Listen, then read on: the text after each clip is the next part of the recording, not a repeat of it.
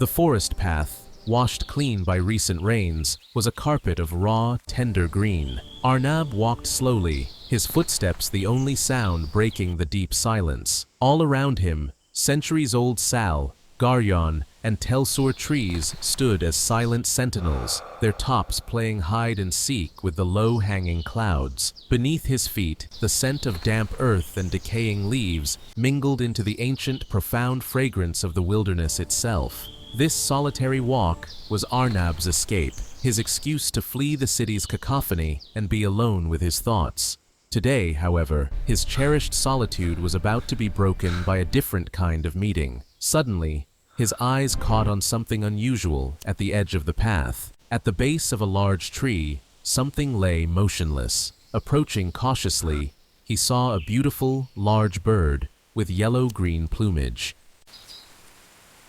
Its feathers were tangled and wet, its whole body trembling. At the base of its wing was a deep, ugly wound, the blood dried to a blackish stain. Its eyes were closed, and its breathing was shallow and irregular. Arnab stood there, stunned. His first thought was to take the bird to a wildlife rescue or the nearest forest department office. But the forest outpost was miles away, and here, deep in the jungle, his phone had no signal. In this secluded place, if he did nothing, the bird would certainly die. He unscrewed the water bottle from his waist and tried to offer a few drops, carefully bringing it close to the bird's beak. One drop, then two. The bird didn't stir.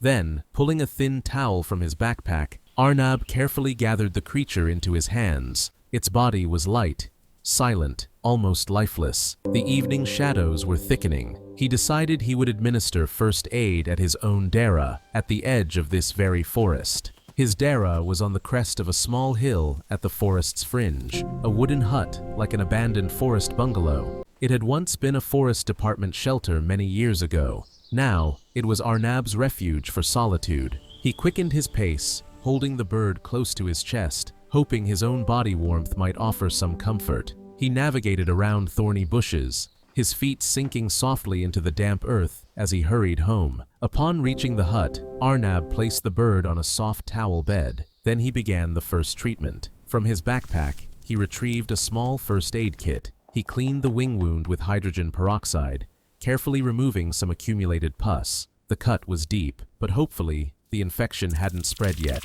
He applied antiseptic cream and bandaged it gently. Then, using a dropper, he managed to get a few drops of glucose water into the bird's beak.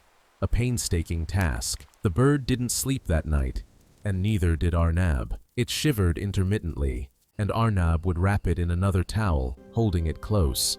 The next few days were a cycle of care and anxious waiting. Arnab fed it, administered medicine, and cleaned its wound morning and evening. On the third day, the first sign of hope appeared. The bird opened its eyes, shook its yellow-green feathers weakly, and let out a faint, raspy call. Overjoyed, Arnab tried to catch insects for it, but failed. Instead, he prepared a mash of chopped fruits and protein-rich food as an alternative, which the bird initially refused, but gradually began to accept. After a week or so, the bird began to regain its normal vigor. Arnab noticed it was larger than others of its kind, restless yet friendly. It now perched on his shoulder, took food from his hand, and even began to follow him around. But one day, Arnab observed the bird repeatedly sitting by the window, gazing longingly at the sky outside, flapping its wings. That look held a fierce desire for freedom.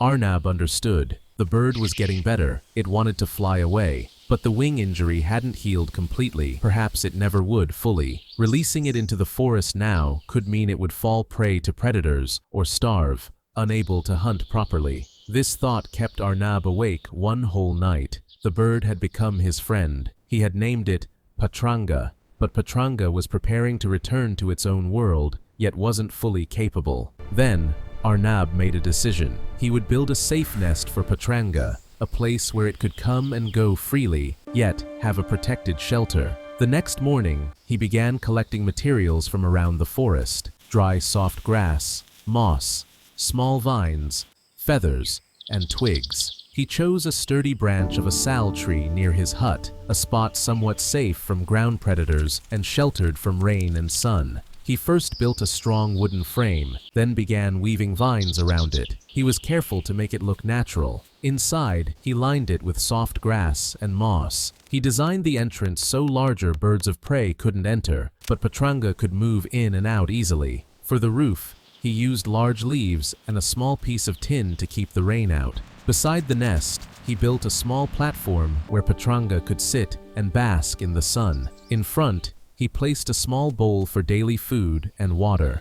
The work took almost 3 days. Patranga sat beside him the whole time, sometimes even bringing a twig or a feather, as if trying to help. When the nest was finished, Arnab took Patranga to it. At first, Patranga inspected the structure with suspicion, then hopped inside. It settled on the soft mossy bed, rested for a moment, then came out and began flapping its wings joyfully. It seemed to understand this was its own place. But Arnab was still concerned. He took extra measures to secure the nest. He tangled thorny bushes around the lower part of the tree trunk to deter snakes or other climbing animals. He planted a few fruit-bearing saplings nearby so Patranga would have a natural food source. Every morning, he would leave out food and water, and soon Patranga began using the nest on its own, coming and going as it pleased. The days passed. Patranga was now almost fully recovered. It stayed in the nest, ventured into the surrounding jungle, and was relearning to fly, but it returned to its nest every evening.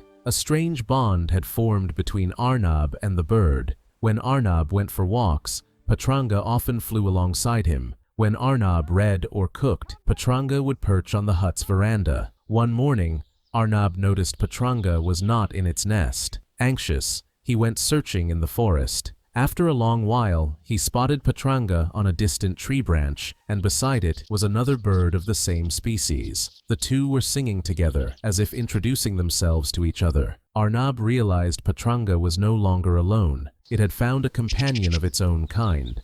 That evening, Patranga returned to the nest, but not alone. Its new companion came along. The nest Arnab had built became a shelter for two. Delighted, Arnab built another smaller nest on an adjacent branch so they could choose where to stay. This experience taught Arnab a profound lesson about coexisting with nature. He had started with the resolve to save a helpless creature and ended up fostering a small family. Patranga still visits. Its companion too. They take food from his hands, perch on his shoulder, but they are completely free, independent. On that quiet forest path, Arnab's walks are now accompanied by the sound of Patranga and its companion beating their wings. They seem to say that nature is never truly alone. It only waits for our perspective to change. Arnab now understands that love does not mean possession. Love means setting free and offering a safe shelter when possible. That nest still sits on the sal tree branch, wrapped in leaves and feathers, a silent witness to life and affection, where nothing remains but a little tenderness, a little care, and a story of friendship, scattered on the leaves of the jungle forever.